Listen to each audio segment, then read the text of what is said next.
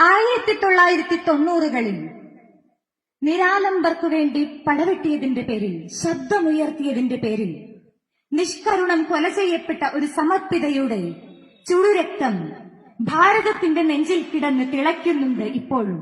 മധ്യപ്രദേശിലെ ഇൻഡോറിൽ സിസ്റ്റർ റാണി മരിയയുടേത്. ഇതേ മധ്യപ്രദേശിലെ ജഗദൽപൂരിൽ വൈദികർക്ക് നേരെയുണ്ടായ ആക്രമണവും, ഒറീസയിലെ ജൂബ ഇടവകയിൽ വൈദികർക്കും സ്ത്രീകളടങ്ങുന്ന വിശ്വാസികൾക്കും എതിരെയുണ്ടായ പോലീസ് ആക്രമണവും, ഛത്തീസ്ഗഡിലെ നഴ്സിംഗ് കോളേജ് പ്രിൻസിപ്പളായ മലയാളി കന്യാസ്ത്രീക്കെതിരെയുണ്ടായ കേസുമൊക്കെ ഈ സമീപകാലത്ത് ഭാരതത്തിൽ റിപ്പോർട്ട് ചെയ്യപ്പെട്ടിട്ടുള്ളവയാണ്. എല്ലാ സമൂഹങ്ങൾക്കും ഒരുപോലെ സുരക്ഷിതമായി ജീവിക്കുവാൻ വേണ്ട സുരക്ഷിതത്വം ഉറപ്പാക്കുക എന്നത് സർക്കാരിന്റെ ഭരണഘടനാപരമായ ഉത്തരവാദിത്വമായിരിക്കെ എന്തുകൊണ്ടാണ് ഈ ഇന്ത്യയിൽ ഇതുപോലുള്ള സംഭവങ്ങൾ നടമാടിക്കൊണ്ടിരിക്കുന്നത്? അതിനൊരൊറ്റ ഉത്തരമേയുള്ളൂ. അടിമകളായിട്ടുള്ളവർ വിദ്യാഭ്യാസം നേടുന്നു, അവർ ശബ്ദമുയർത്തുവാൻ തുടങ്ങിയിരിക്കുന്നു, കൂലിക്ക് വേണ്ടി ചോദ്യങ്ങൾ ഉയർത്തുന്നു. ഇതിനെതിരെ പ്രവർത്തിക്കുന്നവർക്കെതിരെ ഇവരെ ഇല്ലാതാക്കുക എന്നുള്ളതാണ് ഇതിനെ തടസ്സപ്പെടുത്തുവാൻ വേണ്ടി നമുക്ക് ചെയ്യുവാൻ കഴിയുന്നത്.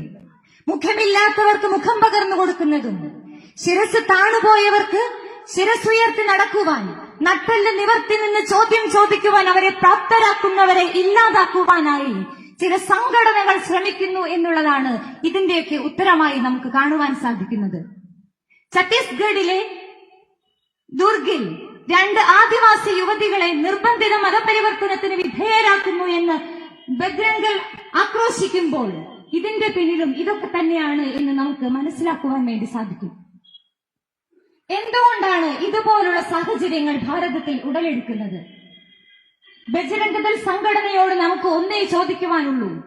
മതപരിവർത്തനമാണ് ഭാരതത്തിലെ ക്രൈസ്തവരുടെ ലക്ഷ്യമെങ്കിൽ ഇന്ന് നിങ്ങളൊന്നും ഇതേ രീതിയിൽ ഈ ഭാരതത്തിൽ ഉണ്ടാകുമായിരുന്നില്ല എന്നുള്ളത്. പണ്ടേ ഭാരതം ഇന്ത്യ ഇന്ന് ക്രൈസ്തവ രാഷ്ട്രമായി മാറുമായിരുന്നു.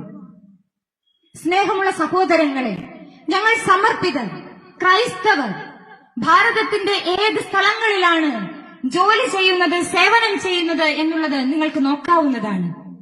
ഞങ്ങൾ പ്രവർത്തിക്കുന്നത് ആരോരും കടന്നു ചെല്ലാനില്ലാത്ത, എന്തിനു പറയുന്നു, ഇലക്ഷന്റെ സമയങ്ങളിൽ നേതാക്കൾ പോലും ചെന്ന് വോട്ട് ചോദിക്കുവാൻ താൽപര്യപ്പെടാത്ത ഇന്ത്യയുടെ ഗ്രാമങ്ങളിലെ ഉൾഭാഗങ്ങളിലാണ് എന്നുള്ളതാണ് സത്യം. അവിടെ ഞങ്ങൾ പ്രവർത്തിക്കുന്നത് ക്രൈസ്തവരുടെ ഉന്നമനത്തിന് വേണ്ടിയിട്ടല്ല, ജാതി മത വർഗഭേദമന്യേ എല്ലാവരുടെയും ഉന്നമനത്തിന് വേണ്ടിയിട്ടാണ്, അവരുടെ വിദ്യാഭ്യാസം നൽകുവാൻ വേണ്ടിയിട്ടാണ്, അവർക്ക് അക്ഷര വെളിച്ചം നൽകുവാൻ വേണ്ടിയിട്ടാണ്.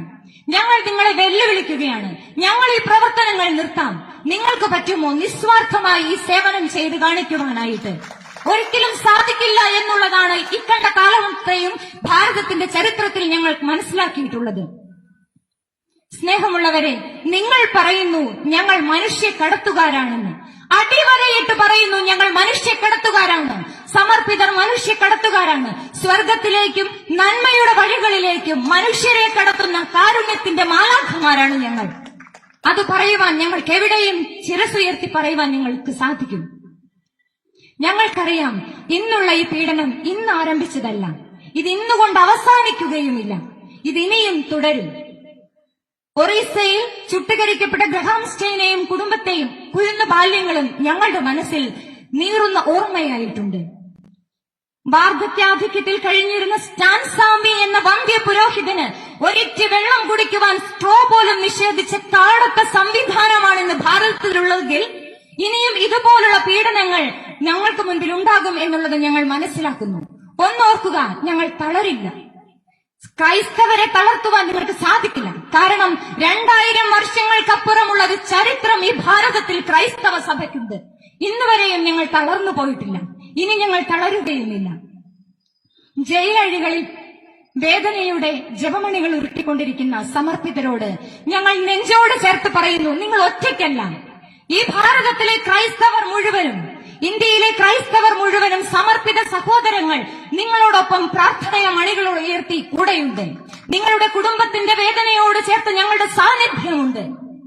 സ്നേഹം നിറഞ്ഞവരെ, ബജരംഗദൾ സംഘടനകളെ ഞങ്ങൾ ഒന്ന് ചോദിക്കട്ടെ. ക്രൈസ്തവരുടെ സമർപ്പിതരുടെ ഇന്നത്തെ പ്രവർത്തനങ്ങൾ ഈ ലോകത്ത്, ഈ ഭാരതത്തിൽ നടന്നിട്ടില്ലായിരുന്നെങ്കിൽ ഇന്ന് നിങ്ങൾ കാണുന്ന ഇന്ത്യ ആകുമായിരുന്നില്ല. ഒരിക്കൽ കൂടി ആവർത്തിക്കുന്നു, നിങ്ങൾക്ക് ഞങ്ങളെ പീഡിപ്പിക്കാം, പക്ഷേ ഉജ്ജ്വലതയോടുകൂടി വീണ്ടും ശക്തിയോടുകൂടി ഞങ്ങൾ ഉയർത്തുവരും, ക്രിസ്തുവിന് വേണ്ടി സാക്ഷ്യം വഹിക്കുവാൻ. കാരണം ഞങ്ങൾ പ്രവർത്തിക്കുന്നത് ഞങ്ങളുടെ സ്വാർത്ഥ താല്പര്യത്തിന് വേണ്ടിയിട്ടല്ല. ഞങ്ങൾ പ്രവർത്തിക്കുന്നത് പാവപ്പെട്ടവരിൽ ദൈവത്തിന്റെ മുഖം കണ്ടുകൊണ്ടാണ്. വീണ്ടും ഉറച്ച സ്വരത്തിൽ ഇവിടെ കൂടിയിരിക്കുന്ന മുഴുവൻ സമർപ്പിതരുടെയും പ്രതിനിധിയായി, ഭാരതത്തിലെ ഇന്ത്യയിലെ മുഴുവൻ സമർപ്പിതരുടെയും ക്രൈസ്തവരുടെയും പ്രതിനിധിയായി ഞങ്ങൾ ഉറക്കെ ഉദ്ഘോഷിക്കുന്നു, ഞങ്ങളെ തളർത്തുവാൻ നിങ്ങൾക്കെന്നല്ല ഒരു സംഘടനയ്ക്കും സാധ്യമല്ല എന്ന് ഉറക്കെ ഉദ്ഘോഷിക്കുന്നു. ജയ് ക്രൈസ്റ്റ്.